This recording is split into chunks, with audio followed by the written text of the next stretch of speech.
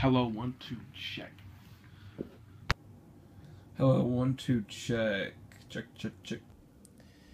Hello, everybody, my fellow Athenians. This is Joseph Leetzen here on the EIB network.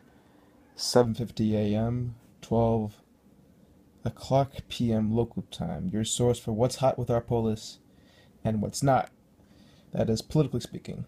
And right now, I can tell you, a lot of things are wrong with Athens and the Athenian leadership right now. You know, every morning I'm proud waking up an Athenian, but I personally believe it is an act of committed hubris for our government system to continue in this twisted, thick bowl of swampy soup that we call democracy. Yes, I label democracy a modern form of government a piece of trash. I intended label it so because this is not representative democracy. This system is not organized. What this is, folks, is the leaders of Attica trying to make people feel happy, lift their spirits, and feel accomplished and entitled to serve in our government.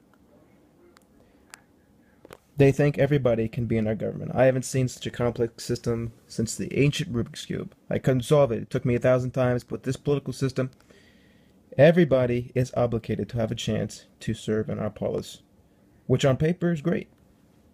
I see a lot of benefits of it. You know, yeah, free spots that control this city's everyday decisions and long-term decisions. All in the hands of not a select few that can perhaps efficiently run Athens, but instead someone who has two buck teeth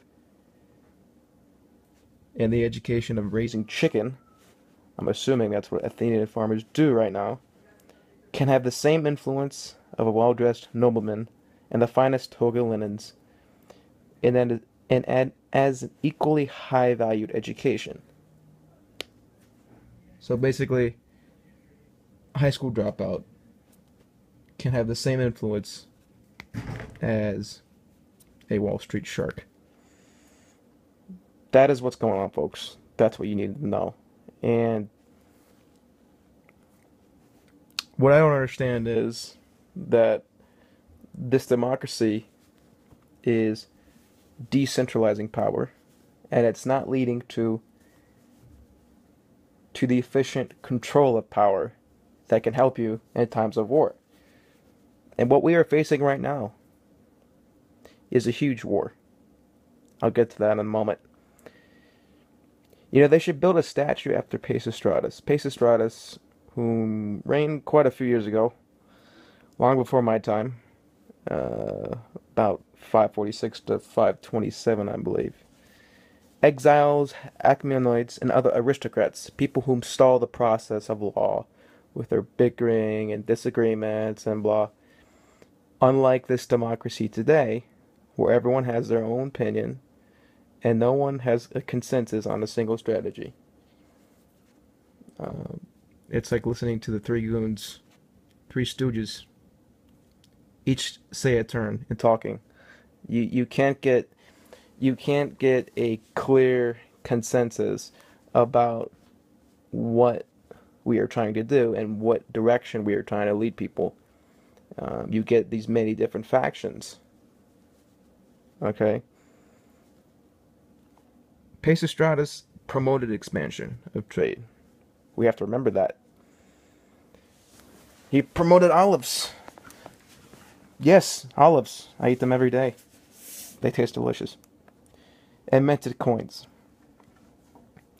Then everything changed. Cleisthenes, whom I don't have a particularly favorable relationship with.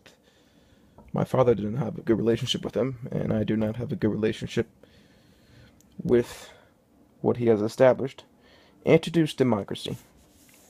The Stratogoid directly elected and could serve multiple and consecutive terms.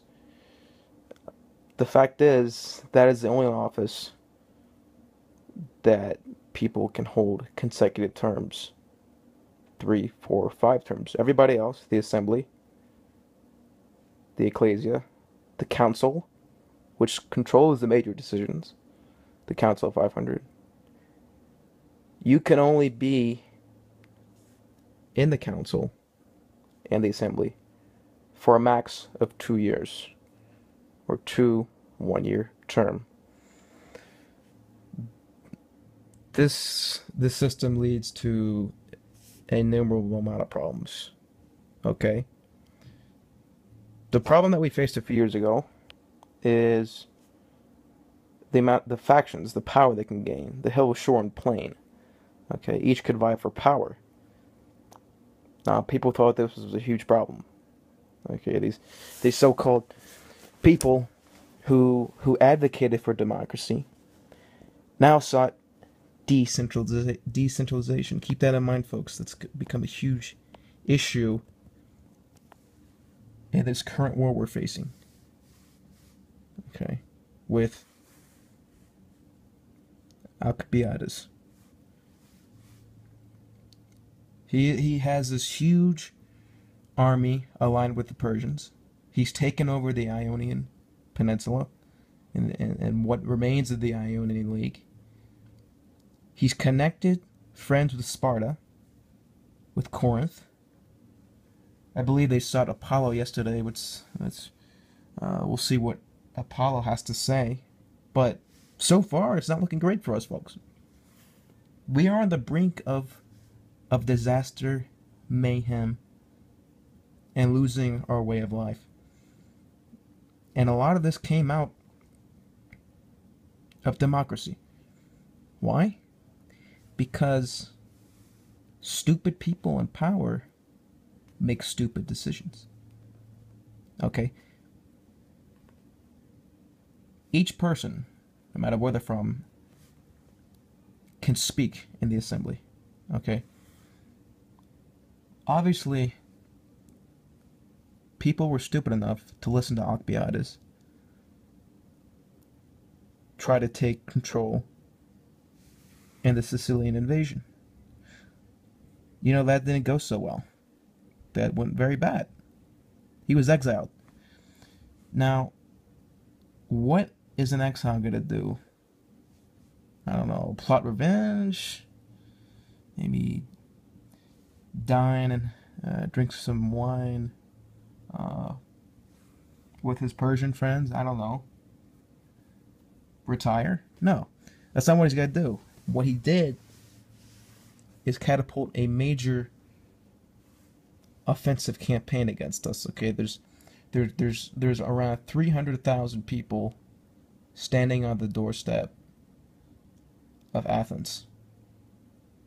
This is bigger than the Battle of 300. This will be more important than the Persian War. Our leaders made a huge mistake. They didn't listen to my podcasts. They didn't listen to my advice. We needed a strong leader.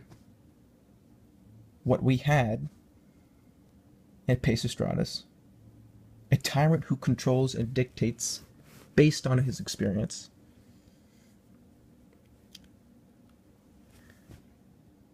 Folks, we have 30 divisions in Attica. 30.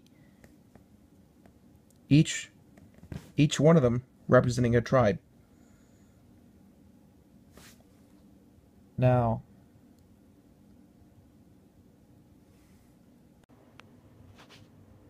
so all this time we have this criminal on the doorstep of Athens, and he's serious. He's serious right now. We all know.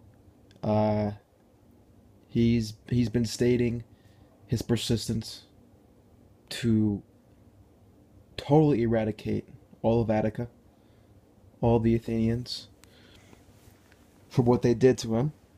Exile. I mean, I don't really think exile is such a bad thing, such a huge thing that you could take revenge for. I think this wacko is Alcibiades is overreacting. I think he's a little upset, and he's acting emotional right now. But meanwhile, these leaders, our leaders right now, I would not trust them. Um, we have Nicias, who is perhaps the most incompetent ruler uh, I have ever seen, ever witnessed. He's he's gorging in wine and feasts and festivals. Meanwhile, Athenians, we're starving right now. We have nowhere to go. We're trapped, and all the meanwhile the Democrats are divided between each other. Since we don't have a position of control, people from the south outside of Athens are for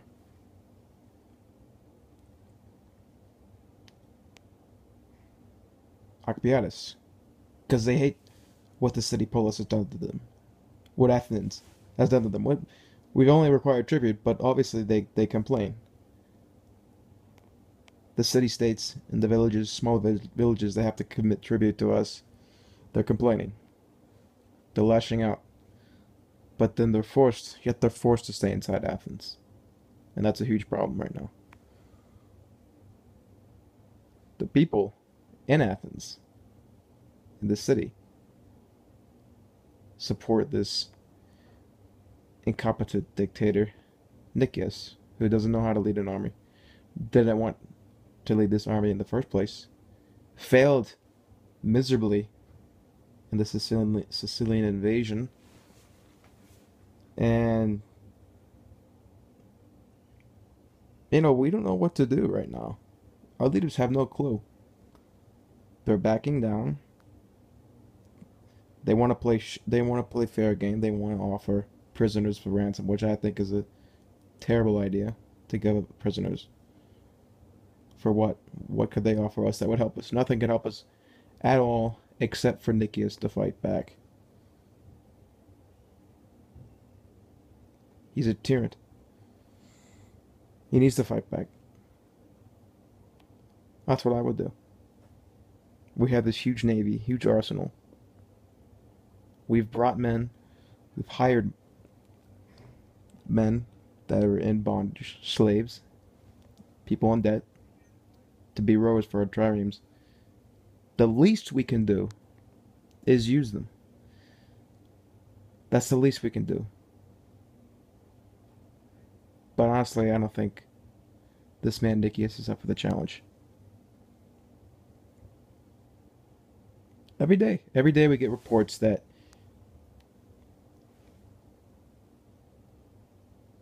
Alcibiades is ascending, is closing in on Athens. Folks, how did we get to this point where we're surrounded and almost in utter defeat? I think part of the reason that we need to establish is that a lot of the members in the assembly that made the decision to decentralize power and reduce the control of the strategos that actually control military affairs. The assembly decided to reduce the budget and control of the strategos. And they made them randomly, democratically elected. So basically, a military leader's success doesn't really matter if the people aren't happy with who he's siding with. Our military leaders were siding with originally Alcibiades. He was a promising leader in general. But the people took at heart some of the things Alcibiades was trying to do. He was trying to expand Athens. He was trying to force more tribute to come to us, which I think is a pretty good idea, since these smaller city-states really have no control over us. What can they do if we require more tribute? They can't really do anything at all, to be honest. And People saw that as undemocratic. People saw that as power rising, someone gaining control greedily, and they exiled. And now look what's happening. It's turned back to bite us. Folks, you need to realize this. It's turned back to bite us pretty hard. And so, right now, Nikias, our democratic leader, now we have a smaller space than the size of a few football fields. And all these people packed in here. There's people standing out right side my building, my station, begging for help. What are we gonna do? We need to fight back. That's what we need to do. As long as our leaders remain still in the face of adversaries, nothing will be accomplished for the Athenian glory and for victory of Attica.